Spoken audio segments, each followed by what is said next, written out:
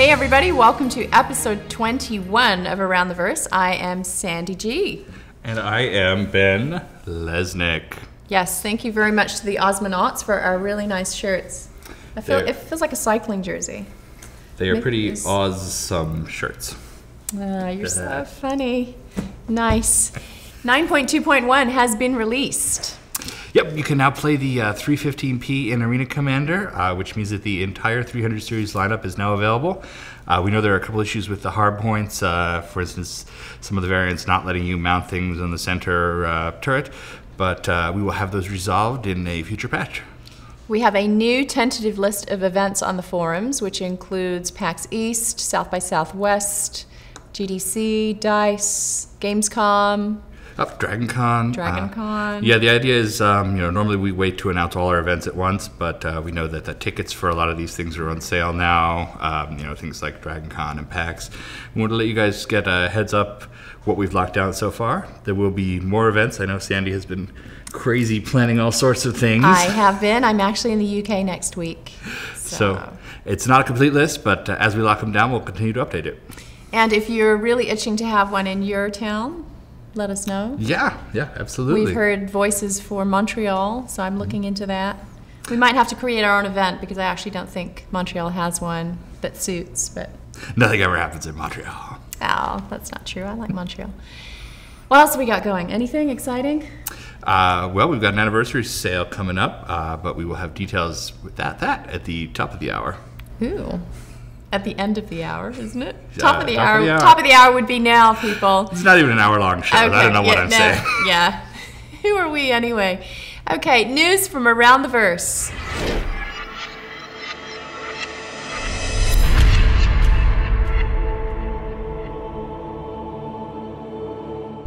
Let's start with Arena Commander.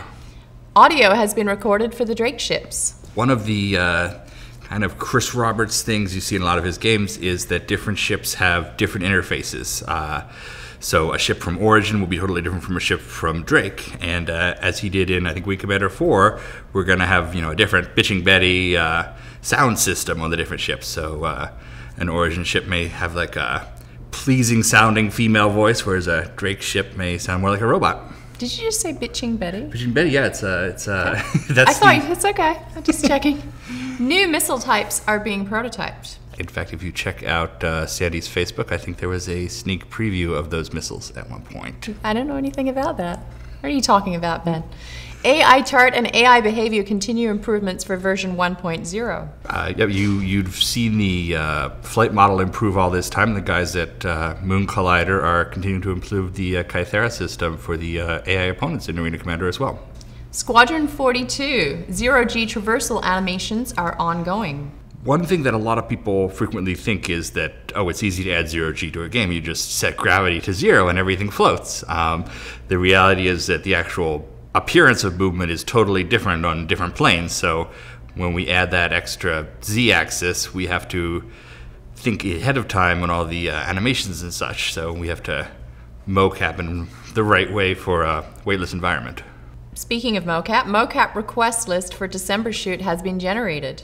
That is absolutely connected. We've got a big mocap shoot coming up in December. They're going to be shooting stuff for Squadron 42 as well as Arena Commander and the FPS module. So basically all the teams have had to turn in their requests to our animation department. And concept work for a civilian version of the Javelin Destroyer has started. Wonder what that could be for. Persistent Universe. The Arc Corp bartender character model has continued work. This is kind of a nod back to the original Privateer where they would create like 5 different sets of hair, 5 different faces, 5 different clothes, and swap between different bartenders on the different planets. So we are creating a similar system for bartenders in Star Citizen. Is that what you were showing me, those different 5 outfits for the bartender? It was, yeah. And here, you guys can see it too.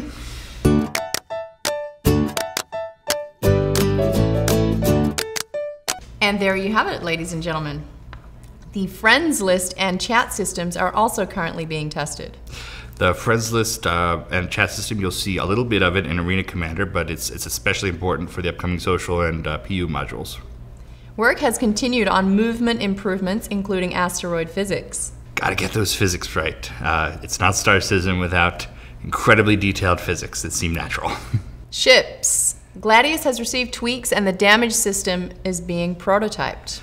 The guys in the UK are working to bring the Gladius flight ready. It is coming along pretty well. Avenger variants have entered the concept phase. This is the concept art phase specifically. We have what the variants are locked down. The big thing for the Avenger variants is we want them to look distinct. We heard some criticism of the Cutlass where they said, oh, the red and the blue don't look different enough from the base model. So we're going the extra mile on the Avenger. The Carrack is receiving some finishing touches. And you guys are going to be seeing those touches very soon. Art has completed the Max OXX 40mm and Sucker Punch gun. We're working on kind of a new allotment of guns that are going to be available in the Voyager Direct store in the very near future. We know you guys have been waiting patiently for that, and I think there are between 4 and 6 that are almost there. FPS module, fixed insta-death when running into a non-moving ship. That's one of those great random bugs you never expect. Your character just dies suddenly. Prone is being implemented and animations have begun. That's the animation set where you lie prone on the floor to crawl. And mag boots are being improved. I think any mag boots could always be improved. We're coming up with some cool ways to make zero-G fun, and that's one of them. Now let's stop by customer service and see what they're up to. Hi, welcome to customer service. My name's Chelsea. And I'm Alexis. As some of you know, we have a holiday coming up and anniversary sales, so we expect to get a lot more tickets than normal. The wait times may go up, but just be patient and we'll get to you as soon as we can. As long as you have a ticket in the system, you'll get taken care of. And I have a merchandise update for you. Dog tags have shipped and you should be receiving them soon if you haven't already. We have also added the Constellation model back to the store just in time for the holidays. So thanks guys, we'll see you around the verse.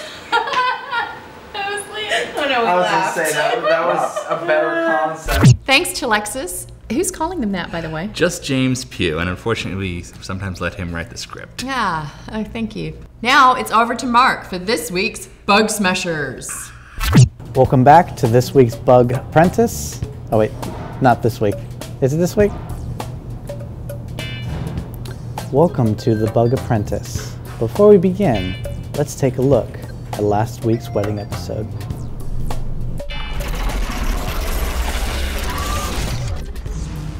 Bug Smashers! Hey everyone, we're back in the infamous editor on our favorite dogfight level. This bug is more of a visual bug, so let me turn on physics, hop into third person, and fly into this asteroid. We should explode. Okay, no explosion. So there's our bug for today. The asteroids seem to not have collision, but they have a collision mesh, which is that gray area. What's interesting to note is the color of the collision mesh is indicating that it doesn't collide with particular things, in this case the ship. And as you can see on the Hornet, it has a white and a clear collision mesh. The white one is the actual collision mesh for hitting and ramming stuff. The clear one is for the shield. But for the asteroid, it is very clear and gray, which is indicating that you cannot collide with this. So that is a horrific problem.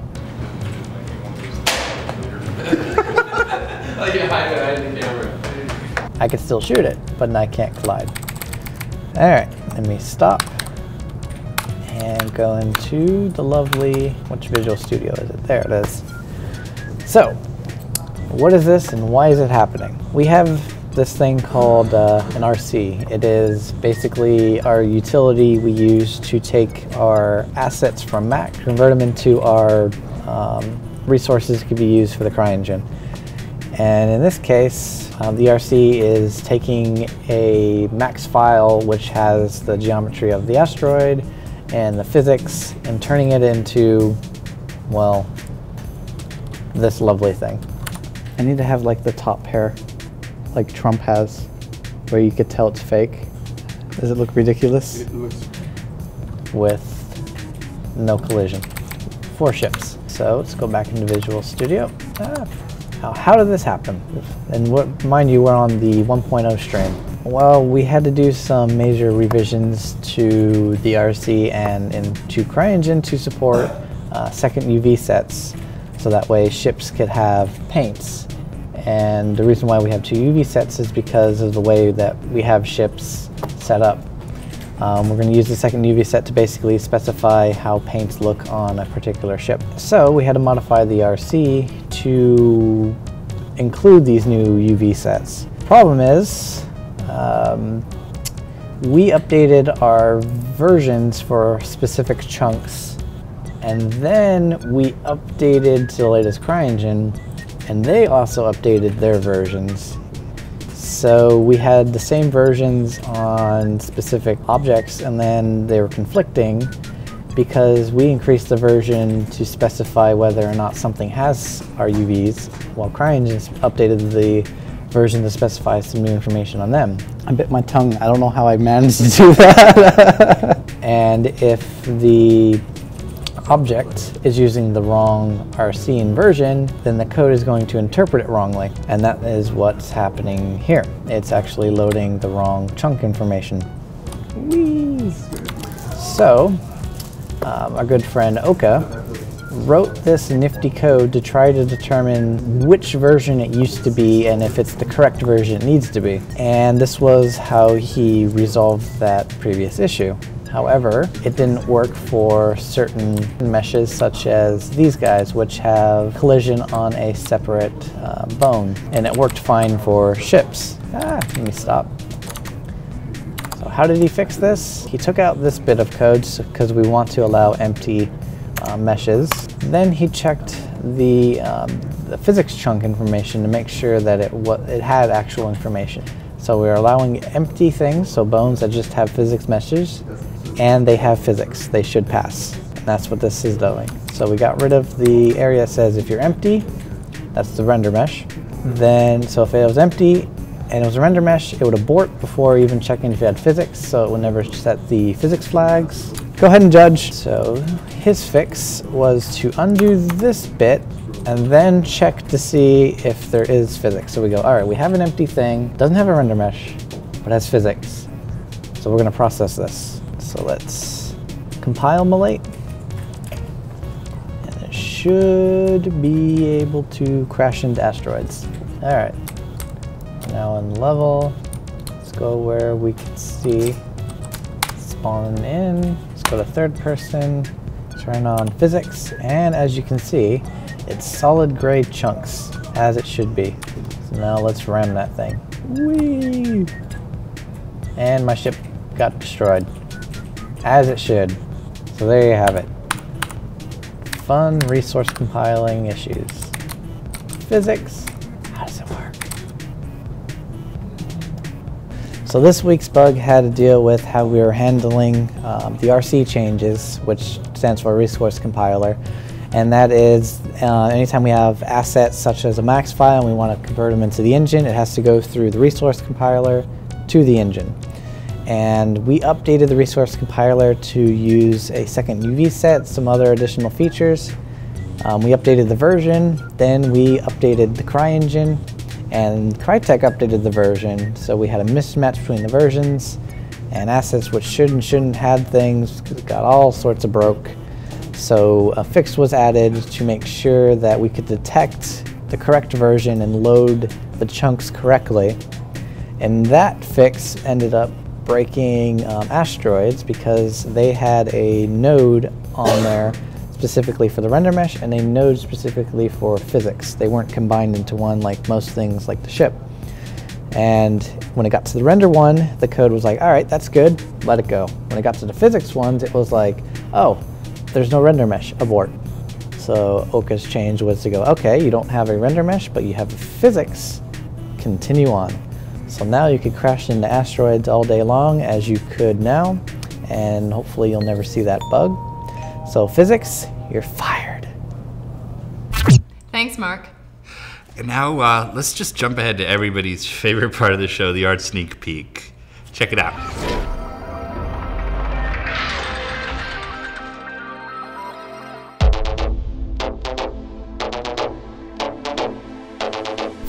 I never got that one on my Facebook page fast enough.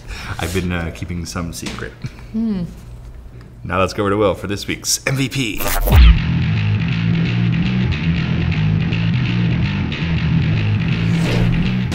Hey everybody, I'm lead moderator Buller here to bring you this week's MVP.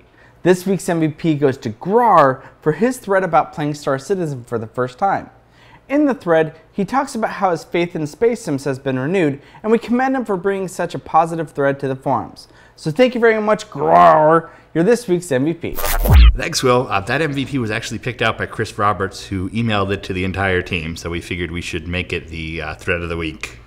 Now over to James, who is interviewing our UI designer, Zane Bien. Say Trey Bien. Thanks, guys. I'm here with Zane Bien. Zane, how you doing? Hey, I'm good. How are Thanks you? for coming on, man. No problem. You excited? Yeah. That's right. Get hyped. Yeah. So why don't you tell a bit of what you do here? Well, I'm a user interface designer here. Design all the kind of ship HUDs, working towards getting the HUD really cool looking and functional. And just about everything else anyone ever asked you to do. Yeah. Yeah. The thing is, like, if you're good at something, they'll always ask you to do it. So Yeah. get a lot of work piled on. Because he's pretty much good at everything, so. Well, almost maybe. Well, you A want lot to learn. Do you want to get some questions? Yeah, let's go for it. All right, first question comes in from Shifty. What's your vision for the HUD overall? We know that it should be customizable and change its style depending on the manufacturer of the ship. What else do you have in mind? What do you want to change or add to make it fun and easy to read, but at the same time look awesome? Right. So right now we have the visor HUD, which is just kind of like a HUD that kind of fits into all the ships. But eventually, and kind of what I'm really excited about is getting all of that into projected into in world diegetically, which meaning that you as a player are seeing this interface, but also your character in game is also seeing this interface. So it's all projected in fiction. And so what I've kind of proposed is kind of like standard sizes and aspect ratios for screens that kind of go in cockpits.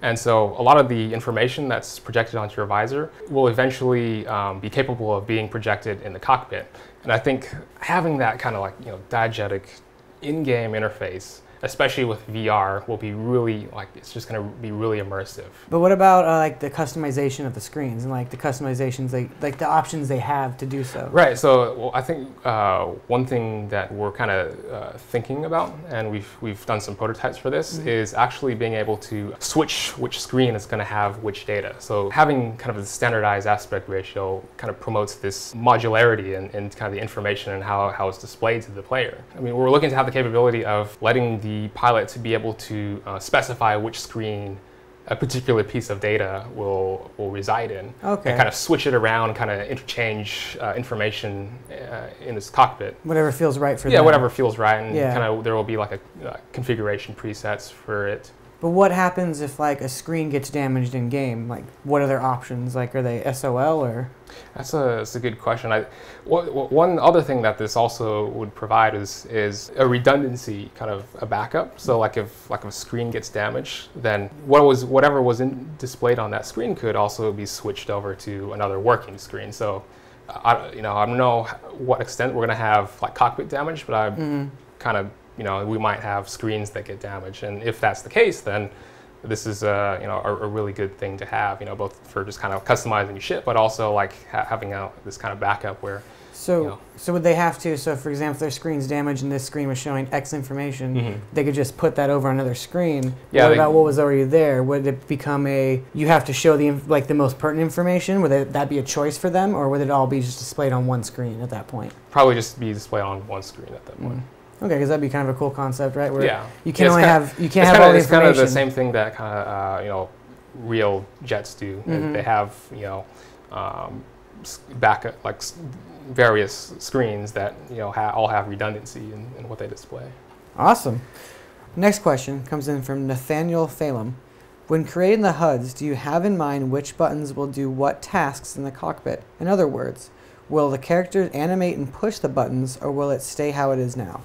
So all of the cockpits will have some sort of interactivity. I mean, it's not just going to be like tin cans just flying around.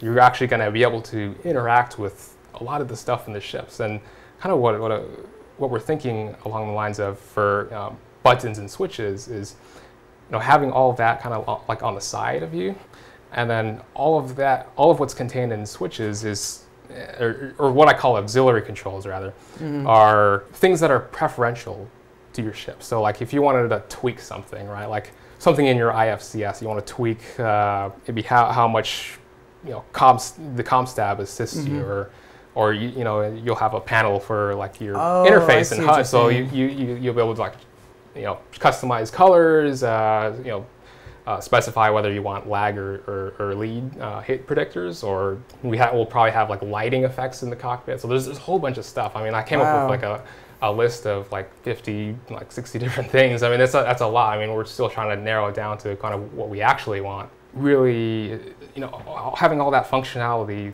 in game as opposed to game. Well, rather than going through like a 2D menu, you know, exactly. like, okay, so one of the things I really hate is having to, like, whatever options you want to set in your ship, because it's something that the character in game specifies for his or her ship. So it would make sense to have this kind of, you know, in fiction diegetic projected. And so instead of going through a flat, like, you know, arbitrary 2D menu, right, you're scrolling down lists of options. You're actually like flipping actual like geometry and switches in the cockpit. And that's one of the other things I really, you know, I look forward to, is just kind of seeing all that kind of, you know, having a sense of this cockpit being really fully functional as you're looking around, especially in VR. It's going to be really cool. And being really important to you as a character, or as a player, because you're setting all these things the way you want them. And as soon as you get back into your cockpit, it feels like you're back home again, whereas opposed to you don't have to go back to a menu and change everything. Right, and it's sort of like, it's interesting because like you're instead of going through like sub-menus and everything is kind of laid out entirely. So, you know, instead of like going into a menu and then navigating over to another sub-menu or something, you can just, you know, find where the switch is and then just, there it is. And it kind of promotes this kind of, you know, getting acquainted with your ship, which I think is going to be really cool. It's going to really help each ship feeling unique and having its own character.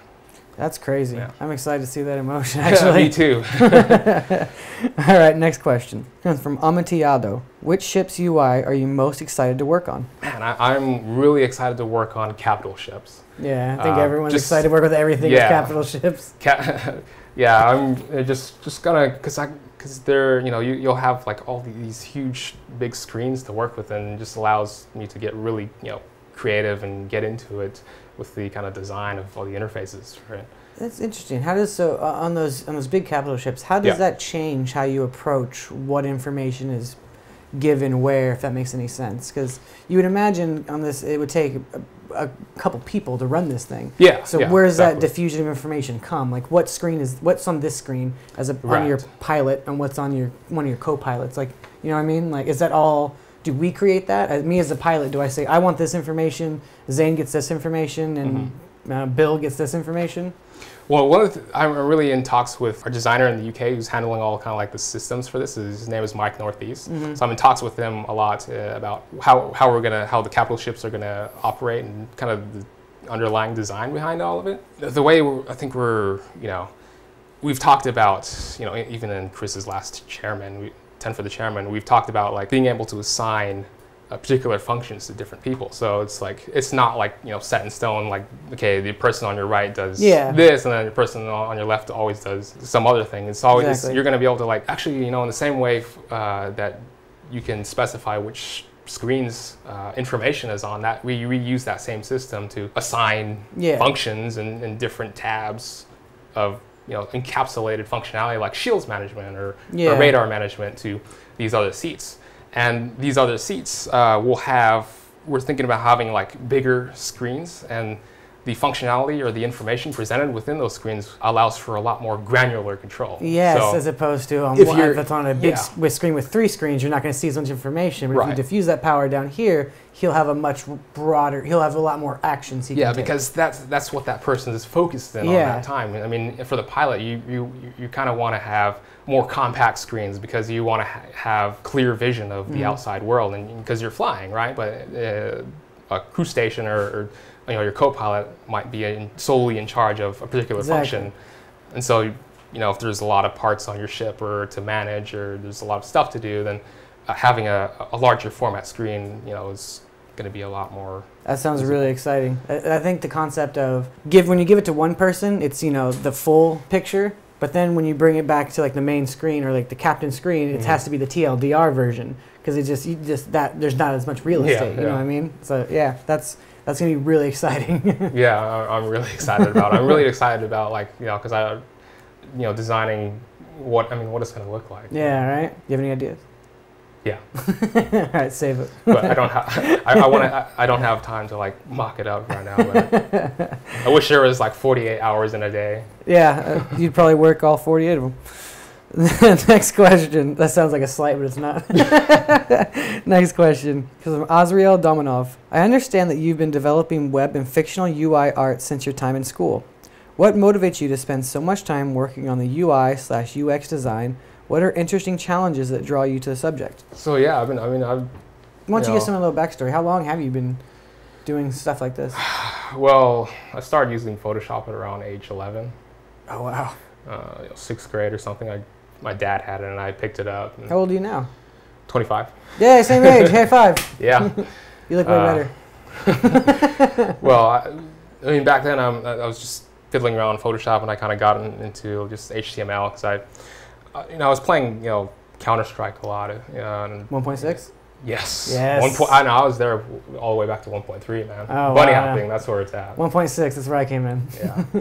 Sorry. So I would always be in clans or teams or whatever, and I'd create just kind of these cool sites for them. And one of my biggest inspirations is really kind of like the early days of website design, and there's particular people that had these crazy cool Flash designs that I was really intrigued by, and I was really fascinated by graphic motion on the web, and it's just I kind of wanted to recreate that myself. Like I want to do that, because to me they were like rock stars.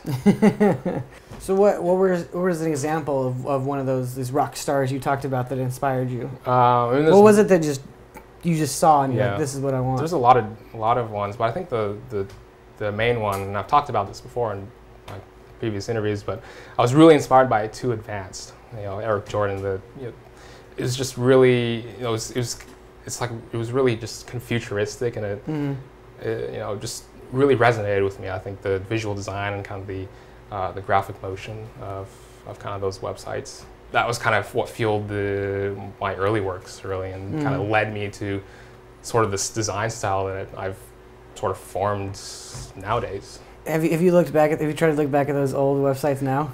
Yeah. Yeah. Sometimes I like the music now, and I still find them inspiring, just to look at once in a while. There's something to them. It's almost taking on this weird nostalgic thing where you're like, man, remember when websites used to look like this? Yeah, I know, exactly. At the time, you were like, wow, this is amazing. It was mind-blowing. It was.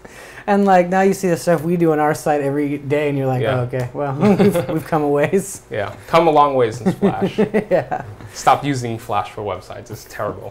All right, so last question. This comes from Skullagrim. To what extent and in which ways do you research real combat aircraft heads-up displays, multifunction displays, general avionics, and sensors before sitting down to start work on a HUD? So I've actually flown the A10C. What?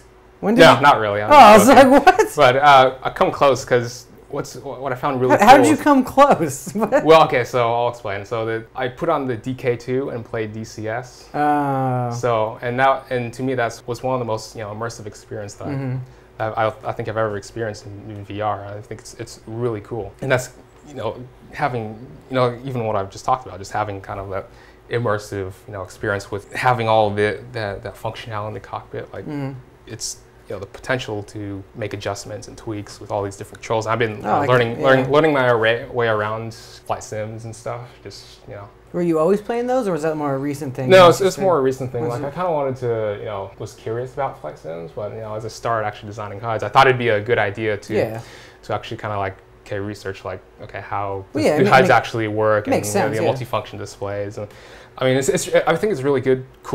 I think it's really good to get an awareness of how real life cockpits kind of work and function. So it's good knowledge to have, and I definitely read through papers and manuals and different things like that. But ultimately, what it comes down to is that the needs of the game drives the interface, and just because something is done a certain way and real life doesn't always necessarily mean that it has to be that way in game. So yeah, it's like it's balance between fun and realism, yeah, right? yeah, and that's kind of what I always do whenever I design any piece of the UI is try to find a good balance between what's functional, what's visually efficient, but also what's stylistically cool, Yeah, it looks and cool. in matching with the particular manufacturer, whatever design language that has the HUD. Zane, thanks for coming on, man. Yeah, no problem. Thank you. It was a pleasure. And next week, we'll have junior concept artist Omar Aweda. Back to you guys. Thanks, James. Good thing you were able to find Zane. He's only here about 23 hours a day.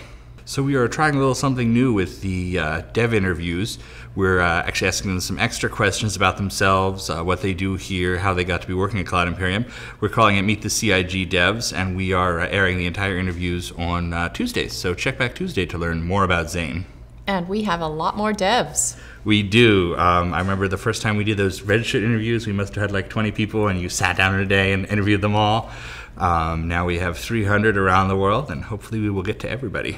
Our anniversary sale is coming up, followed by a concept sale. Yes, you heard it here first, folks. There will be a concept sale kicking off on the 28th. We're not going to say what it is, but I think that you all can figure it out at this point. But starting tomorrow, we're going to be doing our great big anniversary sale. It celebrates the anniversary of the end of the Star Citizen campaign. We did a 24-hour live stream back in 2012. And we're going to be offering a bunch of old ships, including some of the limited packages like the Super Hornet, the Freelancer MIS, and a bunch of the Wave 2 ships like the Caterpillar and the M50. Speaking of live streams, we are going to do a holiday live stream coming right out of Los Angeles studios on December 19th. But you're not just going to see the Los Angeles team. We're going to bring in the guys from the UK, the guys from Austin, and from some of our outsourcers. So we're going to send you off for the year with the entire CIG team, talking Star Citizen and maybe showing off a few cool new things.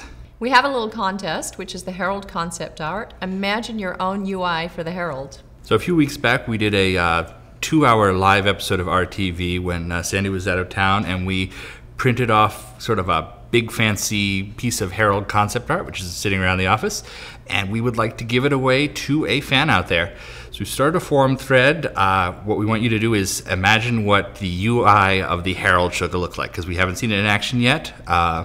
It can be funny, it can be paint, it can be paint shop, whatever you guys come up with, show it, and we will pick our favorite and decide the winner next week.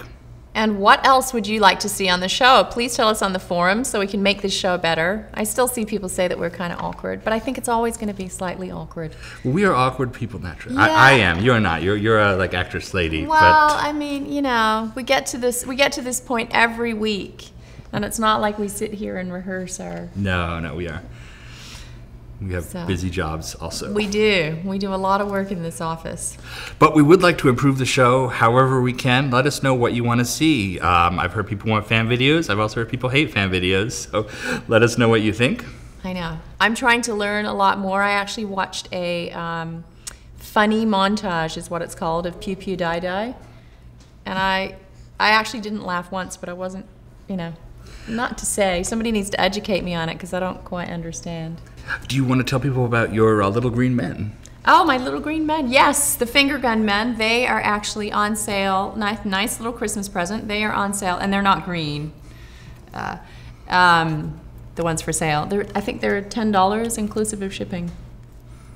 Very cheap. Yeah, cheap little Christmas present. That's cheap for a tiny man. And we also have stocking stuffers. These are on sale for $10. Well, not the actual stocking, but the all-in-one notepad. And I won't open it because it will make too much noise, but what's in there, Ben? There's a deck of Star Citizen playing cards. There's a sticker. There's a little notepad. I think there's a pen in there, right? There is. There's a cool pen. I actually use that pen all the time. So it's like a whole Star Citizen desk set, and it's on sale for just $10 this week. If you want to see pictures of what's in here, check out our website. So $10 for these and $10 for our little green men. No, the green men aren't actually for sale yet, are they? They should be. Oh, they should be? Okay. Never mind. Thanks for watching, and to our subscribers for making this show possible. We will see you around the verse. We will see you around the verse.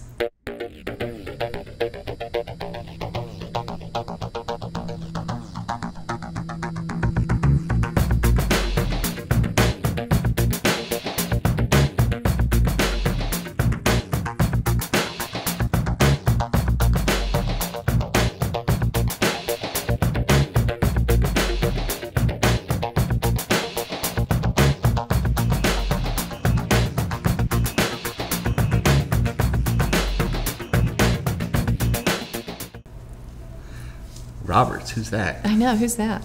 Who needs this shirt? We don't need this shirt.